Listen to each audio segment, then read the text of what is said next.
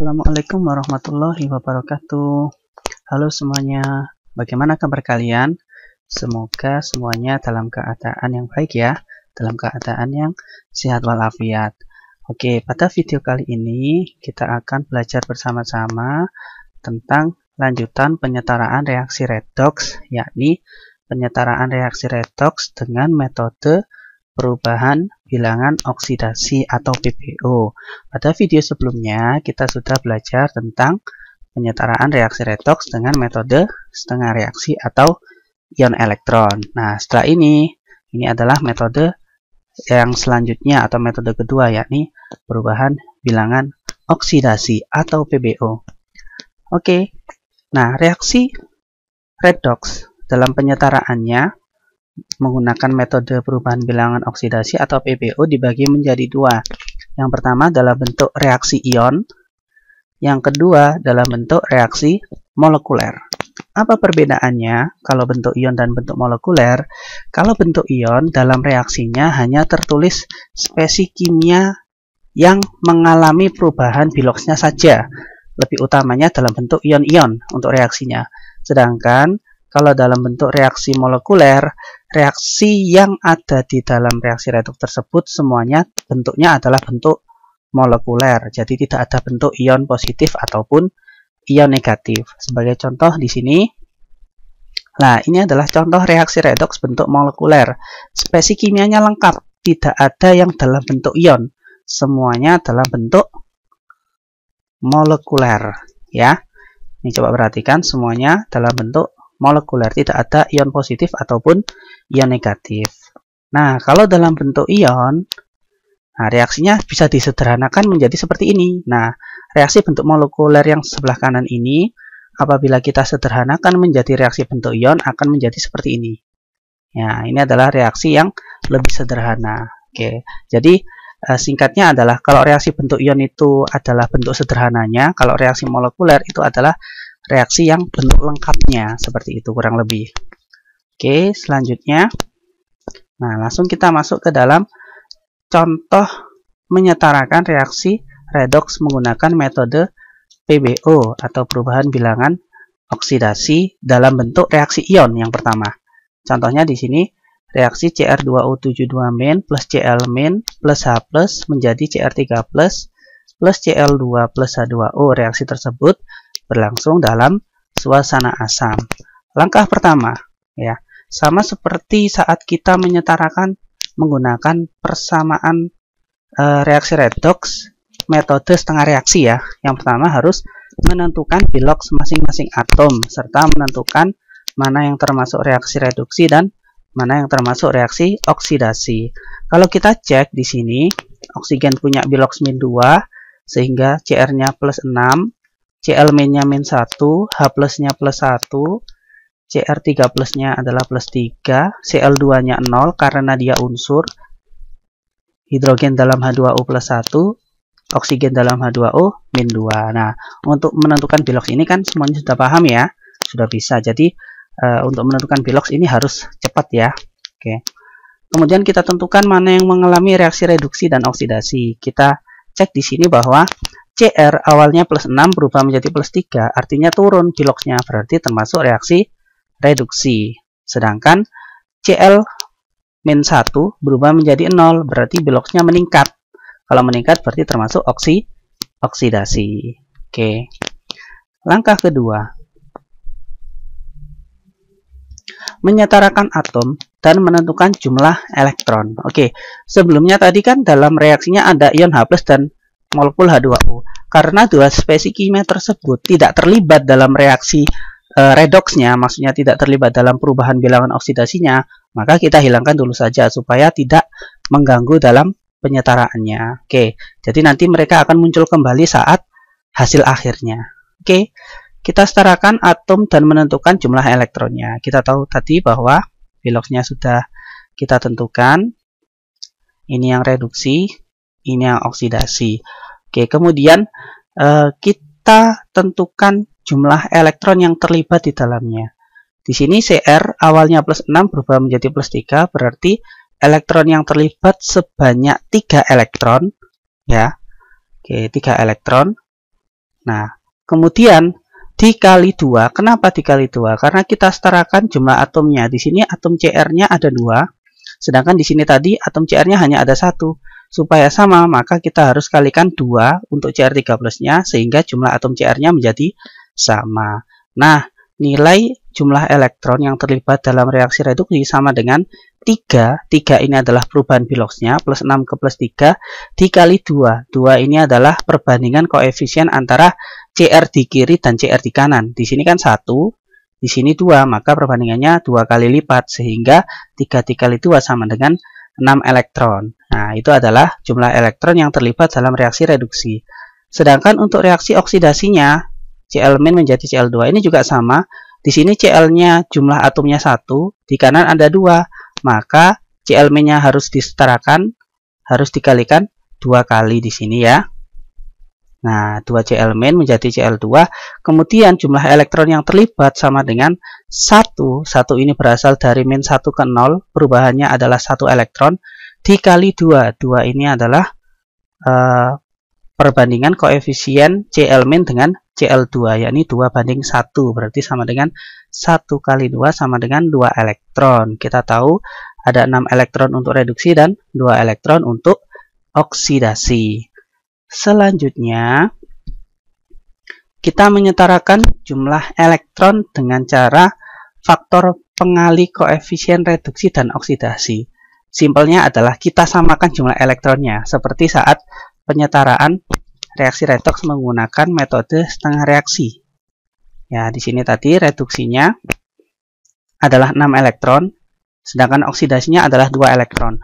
Bagaimana supaya sama elektronnya? Maka 6 elektron dari reduksi kita kalikan dengan 1, sedangkan yang oksidasi kita kalikan dengan 3, sehingga jumlah elektronnya sama-sama 6 elektron. 6 kali 1 sama dengan 6, 2 kali 3 sama dengan 6 elektron. Nah, faktor pengali ini akan dimasukkan ke dalam angka koefisien yang mengalami reaksi reduksi dan oksidasi.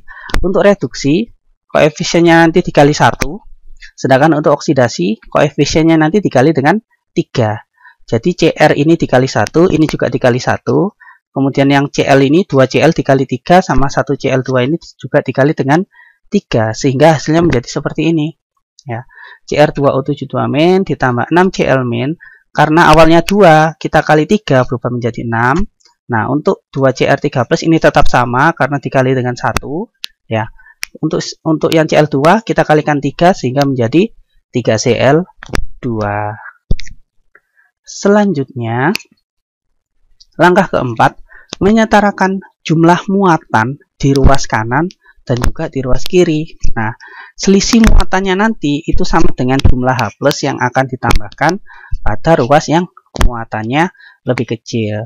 Nah, kita tahu juga sebelumnya kan pada setengah reaksi kita harus menambahkan ion H+ untuk suasana asam dan ion OH- untuk suasana basa. Nah, ini juga sama di metode PBO juga diterapkan hal tersebut. Jadi H+ ditambahkan di ruas yang muatannya lebih kecil. Oke, di sisi lain nanti ditambahkan H2O. Oke, kita hitung muatannya terlebih dahulu.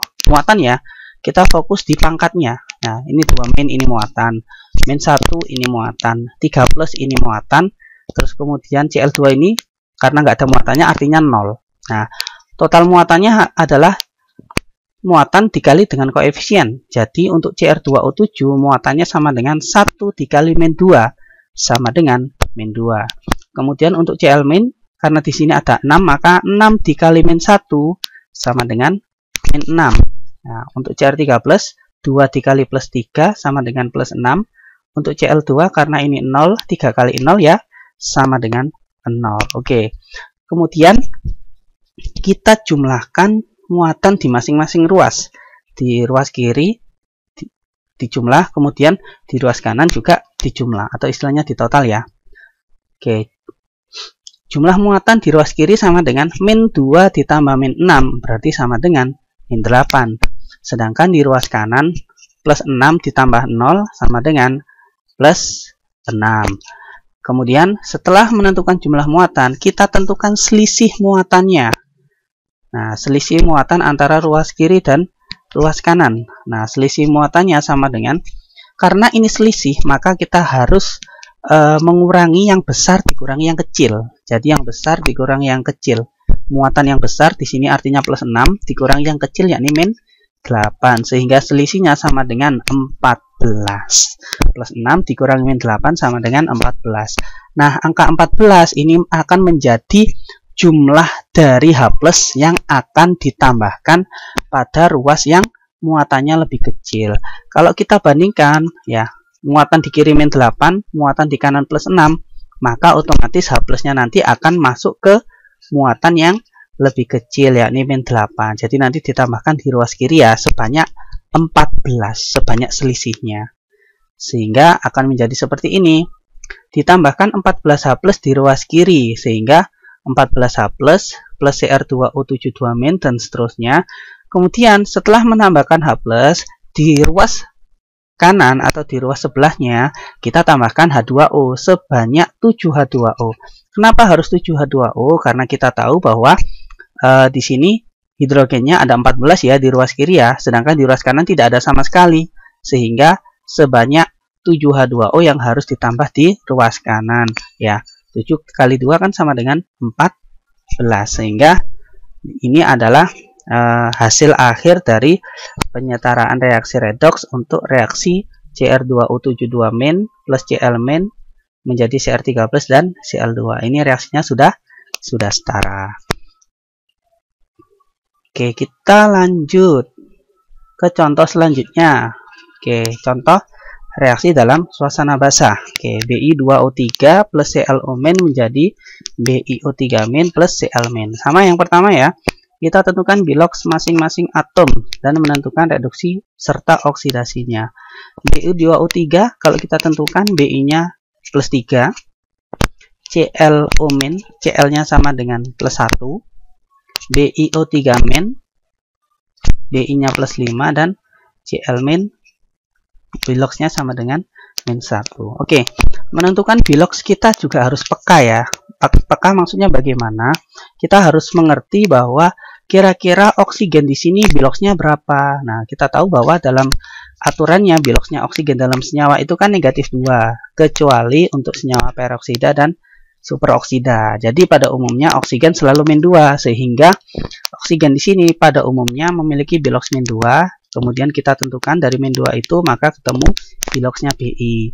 Kemudian ini juga sama, biloksnya O itu min 2, kita tentukan biloksnya Cl, dan seterusnya. Kita tentukan mana reduksi, mana oksidasi. Nah, Bi-nya karena plus 3 ke plus 5 berarti meningkat biloksnya sehingga termasuk reaksi oksidasi. Sedangkan Cl-nya dari plus 1 ke min 1 artinya turun, berarti termasuk reaksi reduksi. Langkah selanjutnya kita tentukan menyetarakan atom, jumlah atomnya, dan menentukan jumlah elektron. Oke, ini adalah biloksnya. Nah, kalau kita perhatikan di sini Bi memiliki 2 atom, sedangkan di kanan hanya ada 1 atom Bi. Maka kita harus setarakan, sehingga yang di kanan nanti akan kita kalikan 2, sehingga menjadi 2 BiO3-. Nah, sehingga jumlah elektron yang terlibat dalam reaksi oksidasi sama dengan 2 elektron. 2 ini dari plus 3 ke plus 5 ya. Sebanyak 2 elektron perubahannya dikali 2. 2 ini adalah perbandingan koefisien antara Bi2O3 dan BiO3-. Perbandingannya adalah 1:2 ya. 2 kalinya begitu aja. 2 kalinya berarti 2 elektron dikali 2 sama dengan 4 elektron. Kemudian di sisi lain, di sini Cl-nya plus 1 ke min 1. Oh ya, jumlah atomnya sudah sama ya. Cl-nya 1, Cl-nya juga 1. Berarti kita tidak perlu dikalikan dengan perbandingan koefisiennya. Kita cukup melihat perubahan biloksnya. Plus 1 ke min 1, maka perubahan biloksnya sama dengan 2 elektron. Atau ada 2 elektron yang terlibat dalam perubahannya. Oke, plus 1 ke min 1 itu hitungannya dari plus 1 ya, dari plus 1 terus ke 0, habis itu ke min 1 ya. Ingat ya, yang besar dikurangi yang kecil. Selanjutnya langkah ketiga, kita menyetarakan jumlah elektronnya. dengan faktor pengalih koefisien reduksi dan oksidasi. Caranya sama seperti yang tadi. Ya, Bi2O3-nya adalah oksidasi, sedangkan ClO-nya adalah reduksi. Oksidasinya terlibat 4 elektron, reduksinya terlibat 2 elektron. Berarti supaya sama, maka yang 4 elektron kita kali dengan 1, yang 2 elektron kita kali dengan 2. Intinya menyamakan jumlah elektronnya. Nah, untuk reaksi oksidasi, koefisiennya dikali 1, berarti ini dikali 1, ini dikali 1. Karena dikali 1 berarti hasilnya nanti tetap, sama-sama seperti ini. Kemudian untuk reduksi dikali 2, maka di sini nanti akan ada 2 ClO- dan 2 Cl-. Nah, seperti ini. Bi2O3 plus 2 ClO- menjadi 2 BiO3- plus 2 Cl-. Selanjutnya, langkah keempat. Nah, kita tentukan jumlah muatan di ruas kiri dan ruas kanan ya, kemudian disetarakan. Nah, selisih muatannya itu sama dengan jumlah OH- yang akan ditambahkan pada ruas yang muatannya lebih besar. Kebalikannya ya dari H+ tadi. Kalau H+ ditambahkan pada ruas yang muatannya kecil, tapi kalau OH- ditambahkan pada ruas yang muatannya lebih besar atau bahasanya lebih positif begitu. Nah, kita tentukan muatannya dulu. Bi2O3, dia nggak punya muatan, berarti 0. 2 ClO- berarti 2 kali -1 sama dengan -2. 2 BiO3- berarti 2 dikali -1 sama dengan -2 juga. 2 Cl- berarti sama juga -2. Kemudian kita jumlahkan muatan masing-masing ruas. Nah, jumlah muatannya untuk ruas kiri sama dengan -2.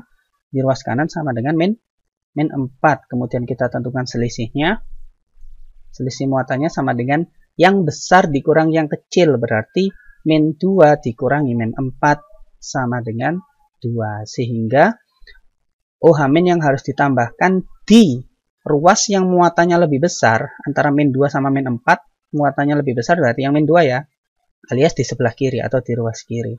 Jadi ada 2 OH- nanti yang akan ditambahkan di ruas kiri. Nah, seperti ini. Oke, sehingga ditambahkan 2 OH- di ruas kiri menjadi 2 OH- plus Bi2O3 dan seterusnya. Kemudian untuk menyetarakan di ruas kanannya, kita tambahkan H2O. Berapa jumlah H2O yang ditambahkan? Jumlah H2O yang ditambahkan sebanyak 1 H2O, ya, mengikuti jumlah atom hidrogen ataupun jumlah atom oksigennya. Kalau kita amati, di ruas kiri di sini ada 2 atom hidrogen, maka di ruas kanan H2O yang ditambahkan adalah 1 H2O, karena dalam 1 H2O mengandung 2 atom hidrogen. Sehingga ini adalah hasil akhir dari penyetaraan reaksi redoks untuk Bi2O3 ClO- menjadi BiO3- plus Cl-.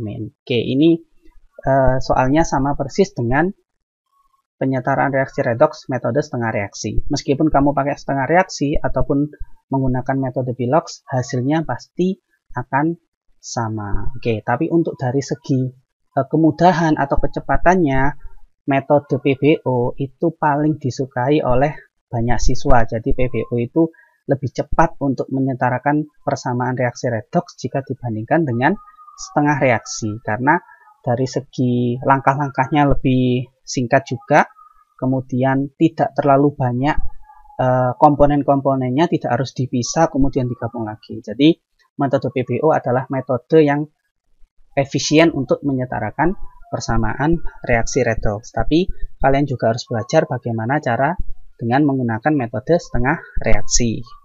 Oke, itu adalah penyetaraan reaksi redoks versi reaksi ion ya. Oke, sekarang kita coba belajar metode bilangan oksidasi atau PBO pada reaksi molekuler. Nah, contohnya ini juga sama. Nah, K2Cr2O7 plus HCl menjadi CrCl3 plus KCl plus Cl2 plus H2O. Nah, ini reaksinya sudah lengkap. Hanya saja angka di depannya masing-masing koefisien ini belum ditemukan. Nah, cara menemukannya atau cara menyetarakannya kita bisa menggunakan metode PBO.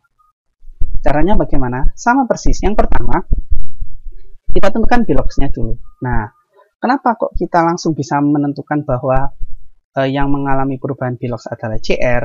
Nah, ini yang menjadi hal pentingnya. Kita harus peka, kita harus tahu kira-kira atom apa yang mengalami perubahan Bilox. Nah, maka kita harus tentukan dan kita harus peka terhadap itu ya. Jadi, kalau kita amati dalam reaksi ini yang mengalami perubahan Bilox adalah Cr, kemudian Cl. Jadi Cr dan Cl yang mengalami perubahan Bilox. Di sini Cr dalam K2Cr2O7 sama dengan plus 6 kalau dihitung Biloxnya. Cl dalam HCl sama dengan min 1. Kemudian Cr dalam CrCl3 adalah plus 3. Kemudian Cl2 Biloxnya sama dengan 0 karena unsur. Nah, yang lain itu tidak mengalami perubahan Bilox. Nah, setelah itu kita setarakan jumlah atom-atom yang mengalami perubahan Bilox. Nah, di sini Cr-nya ada 2. Otomatis yang di kanan harus ikut 2 juga supaya setara. Oke. Sudah setara. Kemudian yang Cl-nya juga di sini kan 2, di sini cuma 1. Berarti supaya sama, maka HCl-nya harus dikalikan 2, menjadi 2 HCl. Setelah itu, nah kita tentukan jumlah elektron yang terlibat di sini. Nah, karena di sini reaksinya adalah reaksi reduksi, plus 6 menjadi plus 3, perubahan Biloxnya sama dengan 3, kemudian perbandingan koefisiennya adalah 2 banding 1 atau 2 kali lipatnya, maka reaksi reduksi elektron yang terlibat sebanyak 6 elektron ya. Perubahannya 3 dikali perbandingannya 2. Jadi 3 kali itu sama dengan 6 elektron. Di sisi lain untuk oksidasi ya, perubahan Biloxnya min 1 ke 0 itu sama dengan 1 dan perbandingan koefisiennya adalah 2 banding 1 atau 2 kali lipatnya, maka jumlah elektron yang terlibat untuk reaksi oksidasi sama dengan 1 kali 2 atau 2 elektron. Oke. Setelah itu kita kalikan silang istilahnya. Kita samakan jumlah elektronnya dengan faktor pengali seperti yang tadi ya. Di sini 6 elektron, di sini 2 elektron. Supaya elektronnya sama, maka 6 elektron dikali dengan 1, sedangkan yang 2 elektron kita kali dengan 3. Nah, faktor pengali ini nanti akan dikalikan dengan koefisien untuk masing-masing reaksi. Jadi yang reduksi dikali 1, ini dikali 1, ini dikali 1. Yang oksidasi ini dikali 3, ini dikali 3. Sehingga terbentuklah persamaan reaksi berikut. K2Cr2O7 ditambah 6HCl sudah menjadi 6. Kenapa? Karena 2-nya sudah dikali 3. Kemudian menjadi 2CrCl3 plus KCl plus 3Cl2 karena di sini dikali 3, 1 dikali 3 sama dengan 3 ditambah dengan H2O. Nah, KCl dan H2O ini adalah spesies yang tidak mengalami perubahan Bilox. Makanya di sini saya beri tanda merah. Nah, setelah kita menyetarakan spesies kimia yang mengalami perubahan Bilox, kita harus menyetarakan spesies yang lain, terutama yang tidak mengalami perubahan Bilox ini. Coba kalian amati. Di sini KCl, ya. Nah, atom apa kira-kira yang berhubungan dengan K dan Cl? Atau senyawa apa di ruas kiri yang ada hubungannya dengan atom K dan atom Cl? Kalau kita lihat, ya, yang berhubungan dengan K dan Cl adalah K2Cr2O7 dan 6HCl. Oke. Terus kita pakai yang mana? Karena di sini kalau kita amati, Cl itu terlalu banyak jumlah atomnya, ya. Ini ada HCl, ya. Kemudian ini ada CrCl3, maka KCl-nya ini kita lihat dari sisi nilai K-nya saja. Kita lihat dari atom K-nya saja. Nah, karena di sini K-nya ada 2, maka KCl-nya harus kita kalikan 2 kali. Oke. Kemudian setelah menyamakan jumlah K-nya, kita samakan mungkin bisa dari jumlah O-nya, ya, dari K2Cr2O7. Karena K2Cr2O7 ini sudah pasti tidak mengalami perubahan koefisien. Koefisiennya sudah paten 1, ya. Karena tadi sudah disetarakan. Sehingga kalau kita lihat di sini ada jumlah oksigen sebanyak 7, sehingga H2O-nya di sini supaya sama, maka oksigennya di sini harus 7 juga. Maka H2O-nya harus dikalikan dengan 7 juga, sehingga menjadi seperti ini, 7H2O. Setelah itu, apakah reaksi ini sudah setara? Coba kita cek. Ya, di sini dari oksigennya sudah sama. Dari hidrogennya mungkin kita cek. Di sini hidrogennya ada berapa? Ada 6 ya. 6 HCl artinya ada 6 hidrogen. Kemudian di sebelah kanan ada 7H2O. Kalau 7H2O berarti hidrogennya dalam H2O ini ada 4 7 kali 2. Oh, berarti belum sama untuk hidrogennya. Berarti kita harus samakan. Bagaimana caranya? Ya cukup mudah. Di sini ada 14 hidrogen, di sini ada 6 hidrogen. Berarti di sini kurang 8 hidrogen lagi. Sehingga HCl-nya ditambah menjadi 14 atau ditambah 8 lagi. Jadi awalnya 6 ditambah 8. Oke, 8 tambah 6 sama dengan 14, sama dengan jumlah atom hidrogen yang ada di sebelah kanan. Oke. Terus apa perbedaannya? Kenapa harus ditambah 8? Ya. Kemudian terus kenapa kok awalnya kok nggak langsung jadi 14? Karena apa? Karena di sini HCl dia itu bertindak sebagai reaksi oksidasi. Dia mengalami reaksi oksidasi sekaligus pemberi suasana asam. Nah, kita juga harus tahu reaksi tersebut berlangsung dalam suasana asam ataupun dalam suasana basah. Ya, reaksi ini tidak saya tulis dalam suasana apa, asam atau basah, tapi di sini ada senyawa HCl. Kita tahu bahwa HCl adalah asam klorida. Berarti secara logika reaksi tersebut akan berlangsung dalam suasana asam. Sehingga nilai 8 sama 6 ini menunjukkan bahwa ada 8 HCl nanti yang akan bertindak sebagai asam dan ada 6 Cl dari HCl nanti yang akan bertindak sebagai reaksi dalam reaksi oksidasi atau bertindak sebagai reduktor ya. Oke. Jadi di sini dua peran ya HCl ya sebagai pemberi suasana asam sekaligus mengalami reaksi oksidasi. Sehingga kalau kita total 8 plus 6 menjadi 14 HCl. Oke. Kalau kita bandingkan dengan reaksi dalam bentuk ion, maka hasilnya pun akan sama. Nah, yang atas ini adalah bentuk reaksi molekuler, yang bawah bentuk reaksi ion. Kalau kita amati, Cr2O7-nya sama-sama dalam bentuk satu koefisien, ya, jumlah koefisiennya 1. Terus kemudian HCl, nah di sini 14 HCl yang bereaksi ternyata yang diambil adalah 14H+, dan 6 Cl-. Nah, berarti ada sisa 8 Cl- yang tidak digunakan dalam reaksi redoksnya. Yang diambil hanyalah 14 HCl dan 14H+ dan 6 Cl- dari 14 HCl. Kemudian 2 Cr3+ di sini ya mewakili 2 CrCl3 sama-sama 2. Kemudian 3Cl2 sama 7H2O juga sama. Nah, di sini KCl muncul, tapi yang di reaksi ion tidak muncul. Kenapa? Karena KCl tidak mengalami reaksi redoks, sehingga dalam reaksi ion dia tidak muncul. Nah, seperti itu. Jadi, reaksi ini ya, sudah setara untuk reaksi ion ataupun reaksi molekuler. Seperti itu. Nah, sebagai cara untuk memantapkan konsep kalian tentang penyetaraan reaksi redoks menggunakan metode bilangan oksidasi, maka di sini cobalah untuk latihan ya. Yang pertama, menyetarakan reaksi redoks menggunakan PBO. Untuk reaksi ion, ada 1, MnO4- C2O42- menjadi Mn2+ plus CO2 dalam suasana asam. Kemudian ada BiO3- plus VO+ menjadi Bi2O3 plus VO3+ dalam suasana basah. Nah, kemudian ada tambahan lagi sedikit ini. Cl2 menjadi Cl- ditambah ClO3-. Reaksi tersebut termasuk reaksi redoks disproporsionasi. Nah, berlangsung dalam suasana basah. Kenapa disebut sebagai reaksi disproporsionasi?